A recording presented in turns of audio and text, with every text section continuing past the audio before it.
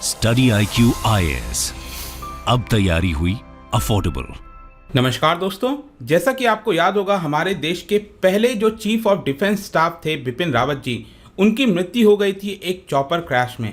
लेकिन उसके बाद से अभी तक किसी को चीफ ऑफ डिफेंस स्टाफ नहीं बनाया गया।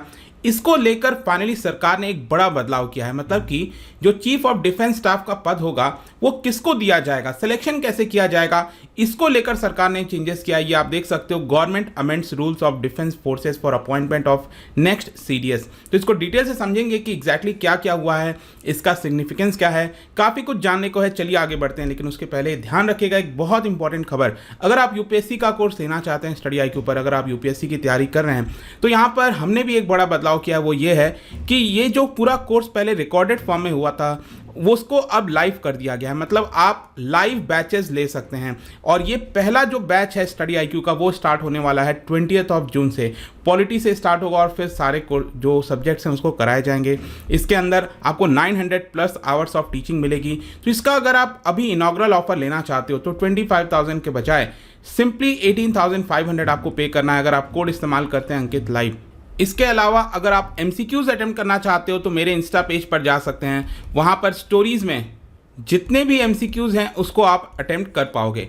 चलिए शुरुआत करते हैं और सबसे पहले देखते हैं एग्जैक्टली अभी हुआ क्या है। डिफेंस मिनिस्ट्री के द्वारा एक नया गाइडलाइंस जारी किया गया है ताकि चीफ ऑफ डिफेंस स्टाफ का जो पद है उसके लिए वापस से अपॉइंटमेंट किया जा सके। यहाँ पर आप देख सकते हो जो सबसे बड़ा बदलाव है, यहाँ पे ये बोला जा रहा है कि एनी सर्विंग और रिटायर्ड लेफ्टिनेंट जनरल, अगर आपको पता हो जो आर्मी की रैंक होती है उसमें जाहिर सी बात है जो सबसे बड़ा पद होता है आर्मी के अंदर, आर्मी चीफ होते हैं, वो तो हमें समझ में आता है। लेकिन उसके सेकंड अगर आप देखोगे जो सेकंड हाईएस्ट पोस्ट होता है वो कहा जाता है लेफ्टिनेंट जनरल। तो यहाँ पर आर्मी चीफ के अलावा जो लेफ्टिनेंट जनरल हैं वो भी अपॉइंट किए जा सकते हैं। तो ये एक बहुत बड़ा बदलाव है। इसके अलावा सेम उसी प्रकार से जो सेकंड हाईएस्ट पोस्ट होता है आपका एयरफोर्स के अंदर एयर मार्शल, इसके अलावा वाइस एडमिरल हो गया नेवी के अंदर, वो सभी यहाँ पर अपॉइंट किए जा सकते हैं। लेकिन यहाँ पर आपको ध्यान रखना है कि उनका जो एज है वो 62 ईयर्स से ज़्यादा का नहीं होना चाहिए। ये एक बहुत इंपॉर्टेंट चीज़ है। तो इसका इम्पैक्ट यही होगा कि जो second highest active rank officers होते हैं तीनों सर्विस के अंदर, उनके लिए दरवाज़ा खोल दिया है सरकार ने कि उनको यहाँ पर जो चीफ ऑफ डिफेंस स्टाफ का पद है वो दिया जा सकता है। मतलब कि यहाँ पर एक प्रकार से पूल को बड़ा करने की कोशिश की गई है। पहले ये देखा जा रहा था, जाहिर सी बात है क्योंकि जो रैंक है वो बहुत मैटर करता है मिलिट्री के अंदर। अगर आप देखोगे तो पहले ज़्यादातर यही देखा जा रहा था कि या तो जो आर्मी चीफ हैं वो होंगे या फिर नेवी की चीफ हो गए, एयरफोर्स के चीफ हो गए, वही ज़्यादातर यहाँ पर अपॉइंटमेंट के लिए देखे जा रहे थे। लेकिन सरकार ने यहाँ पर क्या किया, जो सेकंड हाईएस्ट पोस्ट है उनके लिए भी दरवाजा खोल दिया है।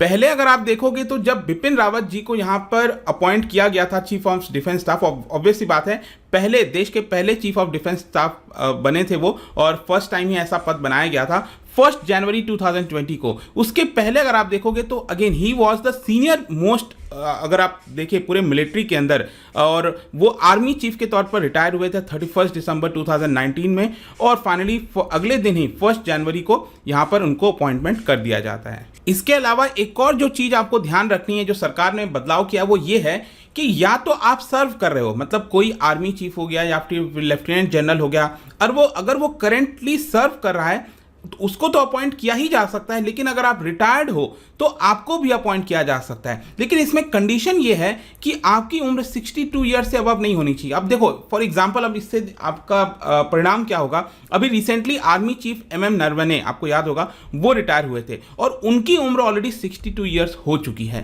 क्योंकि 62 ईयर्स में वो रिटायर हुए थे अप्रैल के महीने में। तो उनके लिए दरवाजा क्लोज हो गया है। 62 ईयर्स से अबव आपकी उम्र नहीं होनी चाहिए। भले अगर आप रिटायर हो गए हो, लेकिन अगर 62 ईयर्स के अंदर रिटायर हुए हो तब तो आप अपॉइंट किए जा सकते हैं, अदरवाइज अपॉइंट नहीं किए जा सकते हैं। तो ये एक सिंपल सा चीज है जो आपको ध्यान रखना है। इसके अलावा मैं आपको एक और इंटरेस्टिंग चीज बताता हूं कि सरकार को यहां पर यह बदलाव करने के लिए, क्योंकि सेकंड हाईएस्ट पोस्ट जो लेफ्टिनेंट जनरल, एयर मार्शल, इनको भी अपॉइंटमेंट करने के लिए, इसके लिए सरकार को यहां पर एक्ट के अंदर बदलाव करना पड़ा। एयरफोर्स एक्ट हो गया, आर्मी एक्ट हो गया, नेवी एक्ट। जैसे कि ये आप देख सकते हो 1950 का जो एयरफोर्स एक्ट है उसके अंदर सरकार ने ये नोटिफिकेशन जारी किया और यहां पर कहा कि अगर सेंट्रल गवर्नमेंट में if considered necessary public interest में यहाँ पर चीफ ऑफ डिफेंस स्टाफ के लिए जो पद है वो कर सकती है। एयर मार्शल हो या फिर एयर चीफ मार्शल, किसी को भी कर सकती है, लेकिन कंडीशन 62 ईयर्स का ही यहाँ पर होगा। इसी प्रकार से आर्मी एक्ट है 1950 का, उसके अंदर भी अलग नोटिफिकेशन जारी किया। 1957 का नेवी एक्ट है, उसके अंदर भी अलग नोटिफिकेशन जारी किया गया है। जहां तक सवाल है टेन्योर का क्या होगा, मतलब कि मान लो 62 ईयर्स के पहले पहले अगर वो अपॉइंट हो जाते हैं तो यहां पर टेन्योर क्या होगा। देखो फॉर एग्जांपल अगर किसी की उम्र 61 ईयर्स है और उनको अपॉइंटमेंट किया जाता है तो यहां पर टेन्योर होगा 3 साल का। आपको ध्यान रखना है, वेरी इंपॉर्टेंट, 3 साल का टेन्योर होगा, मतलब वो रिटायर होंगे 64 ईयर्स के एज में, ठीक है। तो ये समझ में आ गया। लेकिन यहां पर सरकार ने नोटिफिकेशन के अंदर एक और चीज बोला है कि अगर यहां पर जरूरत पड़ी तो मैक्सिमम एज 65 ईयर्स तक भी सरकार एक्सटेंड कर सकती है उनकी सर्विस। मतलब एक बार आप अपॉइंट हो गए, ठीक है, तो 64 ईयर्स आपकी उम्र हो गई और यहां पर आप again chief of defence staff के पद से रिटायर होने वाले थे, लेकिन सरकार को लगा कि नहीं, अगेन यहां पर आपका टेन्योर को एक्सटेंड करना है तो कर सकती है सरकार, लेकिन किसी का भी टेन्योर 65 ईयर्स के अबव नहीं होना चाहिए। तो ये भी एक बहुत इंपॉर्टेंट चीज है जो कि आपको ध्यान में रखनी है। अब इसका सिग्निफिकेंस क्या है, देखिए अगेन जैसा मैं आपको बता रहा था, it paves the way for India to have new chief of defence staff. काफी लंबे समय से इसकी चर्चा चल रही थी, स्पेशली 8 दिसंबर वो दिन था जब हमारे chief of defence staff Bipin Rawat ji और उनकी वाइफ तमिलनाडु के अंदर और भी करीब दर्जन से ज्यादा लोग आपको देखने को मिलेंगे चॉपर के अंदर क्रैश हुए थे और उसके बाद से भारत के अंदर सीडीएस का जो पद है वो खाली चला था। अभी तक अब आप देखिए तो CDS is appointed as secretary of department of military affairs. मैं आपको बताता हूं, जैसे अगर आप मिनिस्ट्री ऑफ डिफेंस की वेबसाइट पर जाओगे तो उसके अंदर अलग अलग डिपार्टमेंट है। तो मिनिस्ट्री ऑफ डिफेंस है तो यहां पर इसके सेक्रेटरी होते हैं अलग से, आईएएस ऑफिसर जो भी होंगे, ठीक है। उसके नीचे आप देखोगे तो यहां पर अलग अलग डिपार्टमेंट है, department of defence, department of ex serviceman welfare, department of defence production. तो 4 डिपार्टमेंट हुआ करते थे, लेकिन चीफ ऑफ डिफेंस स्टाफ पद के लिए सरकार ने एक और डिपार्टमेंट इसके अंदर ऐड कर दिया, डिपार्टमेंट ऑफ मिलिट्री अफेयर्स, और उनके जो सेक्रेटरी हैं वो बना दिया चीफ ऑफ डिफेंस स्टाफ को। तो आई होप कि आपको समझ में आ गया होगा यहां पर कैसे चीजें चल रही थी। अभी प्रेजेंट में क्या था, क्योंकि कोई सीडीएस का पद नहीं था, इसलिए एक जो लेफ्टिनेंट जनरल हैं उनको एडिशनल सेक्रेटरी का पद दिया हुआ था ताकि वो उसको संभाल के रखें। इसके अलावा जो चीफ ऑफ डिफेंस स्टाफ जो भी होते हैं वो ऑटोमेटिकली इंटीग्रेटेड डिफेंस स्टाफ के जो हेड हैं वो भी बन जाते हैं। 3 स्टार ऑफिसर होते हैं। अभी क्या है कि प्रेजेंट में जो इंडियन एयरफोर्स के 3 स्टार ऑफिसर हैं वो इसको हेड कर रहे हैं। एक्चुअली क्या है कि जो चीफ ऑफ डिफेंस स्टाफ का पद है उसकी शुरुआत अगर आप देखोगे जो रिकमेंडेशन है वो 1999 के बाद हुआ था, क्योंकि 1999 में कारगिल वॉर हुआ और उस समय एक हाई लेवल कमेटी ने सजेस्ट किया था कि हमारे देश को एक सिंगल पॉइंट मिलिट्री एडवाइजर की आवश्यकता है। अगर डिफेंस मिनिस्टर को कोई एडवाइस चाहिए, कुछ भी हो, ठीक है, देश के अंदर अगर एक सिंगल पॉइंट होना चाहिए कोई डिफेंस से रिलेटेड तो वो चीफ ऑफ डिफेंस स्टाफ होगा। अभी क्या है, सबसे अलग अलग कोऑर्डिनेट करना होता है, एयरफोर्स हो गया, नेवी हो गया, तो इस तरह की चीजें चलती थी। लेकिन इसको देखते हुए सरकार ने फाइनली 2020 में जाकर ये सीडीएस का पद बनाया। इसके अलावा सरकार ने एक और जिम्मेदारी दी है सीडीएस के पद को, वो ये है make in India in defence programme. मतलब कि आपको पता है कि भारत अभी बहुत ज्यादा निर्भर करता है, हम इंपोर्ट कराते हैं इक्विपमेंट, लेकिन make in India defence programme का जो जिम्मेदारी है वो सीडीएस को दिया गया है। इसके अलावा एक और चीज ध्यान रखना है आपको कि डिफेंस मिनिस्ट्री के अंदर जो सीनियर मोस्ट ब्यूरोक्रेट का पद है वो आपको सीडीएस का ही दिया गया, सीडीएस को ही दिया जाएगा। लेकिन यहां पर फाइनली इस वीडियो को एंड करने से पहले एक इंटरेस्टिंग चीज मैं आपको ये बताता हूं, चैलेंजेस क्या होंगे। जो भी सीडीएस अपॉइंट होगा सरकार जल्दी ही इसका अनाउंसमेंट कर सकती है। अल्टीमेटली याद रखना है सरकार के पास ये पावर है, ये सरकार ने एलिजिबिलिटी का रूल जो है वो ले आए। अब इसके अंदर जो भी पर्सन होगा उसको सरकार जो है अपने आप खुद से जो है अपॉइंट कर सकती है, ये सरकार करेगी, ठीक है। इसके अलावा चैलेंजेस क्या होंगे, जो भी सीडीएस बनेगा, देखो एक सबसे बड़ा चैलेंज वो ये होने वाला है कि जनरल बिपिन रावत कोशिश कर रहे थे कि देश के अंदर थिएटराइजेशन आ सके, थिएटर कमांड आ सके। अभी क्या है कि 17 अलग अलग आपको सेक्शंस देखने को मिलते हैं देश के अंदर, नेवी का, एयरफोर्स का, अलग अलग चीजें।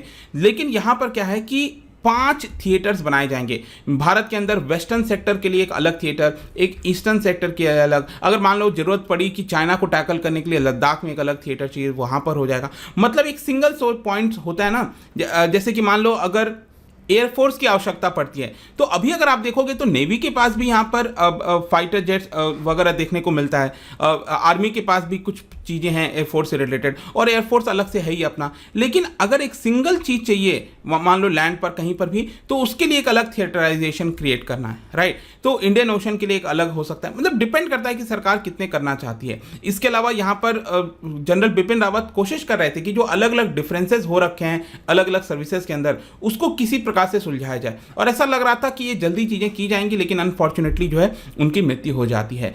तो कहने का मतलब यह है कि ये सारी चीज़ें ऑलरेडी कैरिड आउट हो रही थी, चल रही थी सारी चीज़ें, और जल्दी खत्म होने वाला था, लेकिन ये अब पूरी जिम्मेदारी अगले चीफ ऑफ डिफेंस स्टाफ के ऊपर आने वाली है। लेट्स सी क्या होता है, बट आई होप कि ये वीडियो में आपको सब कुछ समझ में आ गया होगा अभी रिसेंटली क्या चल रहा है। जाने से पहले एक इंटरेस्टिंग क्वेश्चन देखिए, जनवरी 2022 में इसी साल सरकार ने यहाँ पर टेस्ट किया था MPATGM, ठीक है, MPATGM, क्या बता सकते हो ये एग्जैक्टली है क्या?